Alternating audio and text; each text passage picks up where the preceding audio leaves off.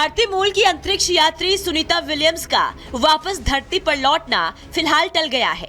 वो जिस Boeing star liner से गई थी, उसमें आई तकनीकी खामियों को अभी तक दूर नहीं किया जा सका है। सुनीता विलियम्स 5 जून को अंतरिक्ष यात्रा पर रवाना हुई थी।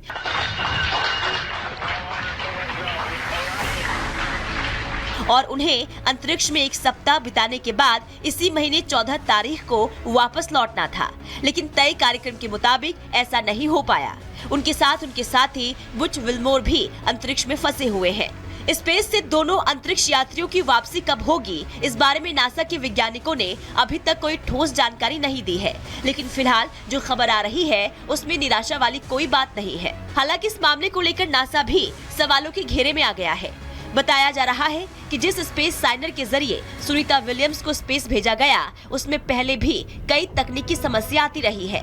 बावजूद इसके नासा ने ये जोखिम उठाया।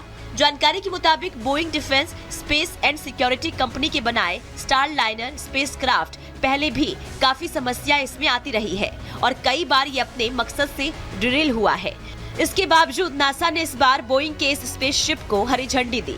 इसके बावजूद 5 जून को सुनीता विलियम्स और उनके साथी बुच विल्मोर अंतरिक्ष यात्रा पर रवाना हो गए, जिसके बाद से ही वो स्पेस में फंसे हुए हैं। वह इस बीच राहत की खबर ये आ रही है कि सुनीता विल्मोर स्पेस में किसी भी तरह के खतरे से दूर है और वो इस वक्त अंतरिक्ष में जिस इंटरनेशनल स्पेस स्टेशन पर है, वो 365 फीट लंबा स्पेस स्टेशन है, जहां पर्याप्त जगह है और सुनीता विलियम्स और बुच वहां आराम से हैं और सुरक्षित रह सकते हैं, क्योंकि इससे पहले भी अमेरिकी astronaut Peggy Whitson space station पर 665 दिन गुजार चुके हैं, जबकि सुनीता और बुल विल्मोर को वहां पर गए महज 2 हफ्ते का वक्त गुजर चुका है। ऐसे में एक्सपर्ट्स दावा कर रहे हैं कि जो देरी हो रही है वो सिर्फ सतर्कता की वजह से की जा रही है।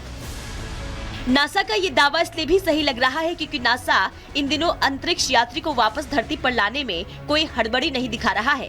नासा पहले ही ये कह चुका है कि जब तक स्टार लाइनर में आई तकनीकी खामियों को पूरी तरीके से ठीक नहीं कर लिया जाता है, दोनों अंतरिक्ष यात्रियों को स्टार लाइनर के जरिए वापस धरती पर लाने का मिशन खतरनाक साबित हो सकता है। बताया जा रहा है कि नासा अब इन दोनों एस्ट्रोनॉट्स को अगले महीने की 6 जुलाई को वापस धरती पर लाने की कोशिश करेगा और तब तक स्टार लाइनर की तमाम खामियों को दूर कर लिया जाएगा। दावा ये भी किया जा रहा है कि स्टार लाइनर में खास तरह का एक्सपेंडेबल प्रोपल्शन सिस्टम लगा है, जिसमें लगे कैप्सूल सिस्टम के जरिए भी दोनों अंतरिक्ष यात्रियों को वापस धरती पर लाया जा सकता है।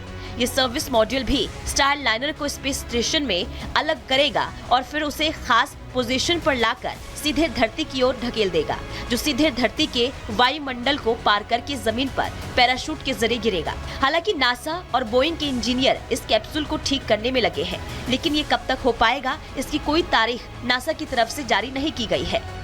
इतना ही नहीं, नासा के पास इसके अलावा भी एक विकल्प है, स्पेस का ड्रैगन 2 कैप्सूल, जिसने इसी साल मार्च में 4 अंतरिक्ष यात्रियों को स्पेस पहुंचाया। बताया जा रहा है कि ड्रैगन 2 में 4 और अंतरिक्ष यात्रियों के लिए जगह है। बहरहाल नासा का प्लान क्या है, इसकी जानकारी जल्द ही आएगी, लेकिन इतना तय है कि अंतरिक्ष में हमारी सुनीता विलियम्स के लिए अभी उम्मीद के कई पहलू बाकी है। Bureau report, Republic Bharat.